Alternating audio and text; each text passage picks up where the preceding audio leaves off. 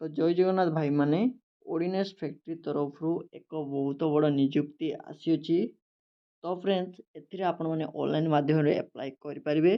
देखंतु ए job T उभय पुरुष एवं महिला आपण माने अप्लाई करि परिबे। देखंतु आपण जदी आईटीआई करिथिबे किबा +2 करिथिबे किबा ग्रेजुएशन मध्ये पास करिथिबे ताहाले मध्ये ए जॉब टी आपण माने अप्लाई करि परिबे।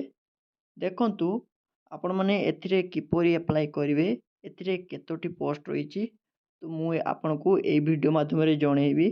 तो वीडियोटी को शेष पर्यंत देखंतु।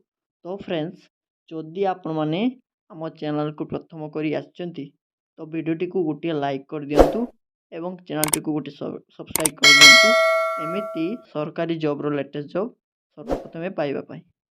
तो देखंतु भाई माने ऑर्गेनाइजेशन नेम कहवा कोला आपनकर ऑर्डिनेंस फैक्ट्री बाय यंत्रा इंडिया लिमिटेड तरफ यही पोस्ट टी आपनकर बाहरी।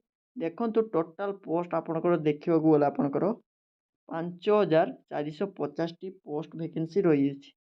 देखंतु जेंडर कहवा कोले उभय पुरुष एवं महिला ए जॉब को आपण माने अप्लाई करि परिबे। तो देखंतु अप्लाई मोड आपण माने ऑनलाइन माध्यम रे ए जॉब को अप्लाई करि परिबे।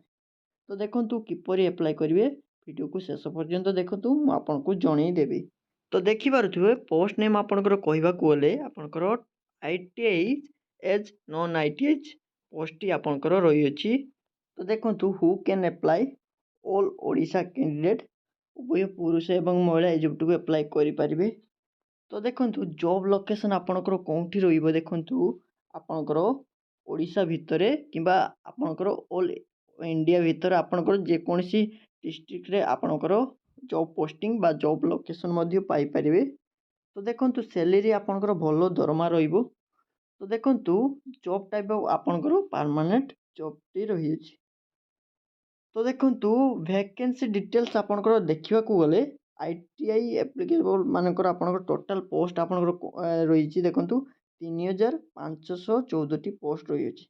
देखंतु नॉन आईटीआई पिला मानकर आपनकर पोस्ट टी रही अछि 1936 टी पोस्ट रही अछि।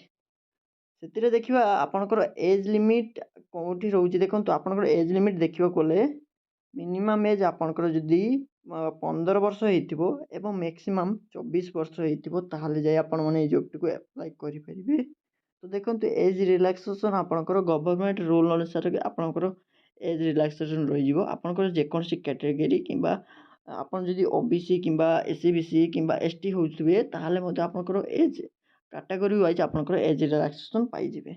तो देखंतु एजुकेशन क्वालिफिकेशन आपनकर कोन रहिबार अछि। देखंतु को पोस्ट आपनकर को एजुकेशन क्वालिफिकेशन दरकार अछि। देखंतु आईटीआई पोस्ट पई आपनकर मिनिमम 10th पास करिथिबा दरकार।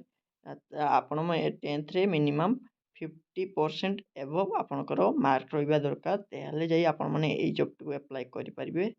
तो देखंतु नॉन आईटीआई पोस्ट आपण जदी पकेवा को इंटरेस्ट रखुचंती तेबे आपण माने 10th रे 50% रखिथिबा दरकार।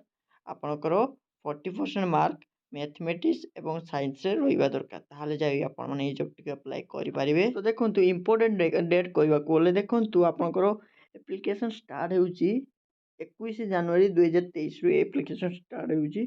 देखंतु लास्ट डेट आपनकर अपडेट होबा को जाउची। तो मोर चैनल को सब्सक्राइब करी रखंतु, मु जते बेले ए जॉब टी अपडेट होबो आपनको जणै देबी।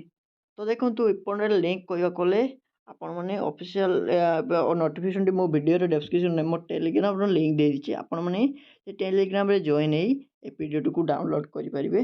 देखंतु आपण जदी ए ऑफिशियल वेबसाइट को विजिट करबा को चाहउछंती सेतिरे टाइप करंतु गूगल ले www.yantraindia.com.in रे आपण माने ए जॉब टी को विजिट करि परिबे। तो देखंतु अप्लाई मोड आपण माने ऑनलाइन माध्यम रे अप्लाई करि परिबे। तो मो वीडियो रे डिस्क्रिप्शन में मो टेलीग्राम रे लिंक दे दिछि। आपण माने सेतिरे जॉइन हेई जॉब रो पूरा डिटेल्स जानी जॉब टी को अप्लाई करंतु। तो देखंतु आपण जदी इंफॉर्मेशन टी भलो लागिथिले वीडियो टी को लाइक करिवे एवं चैनल टी को सब्सक्राइब करिवे। तो जय जगन्नाथ भाई माने।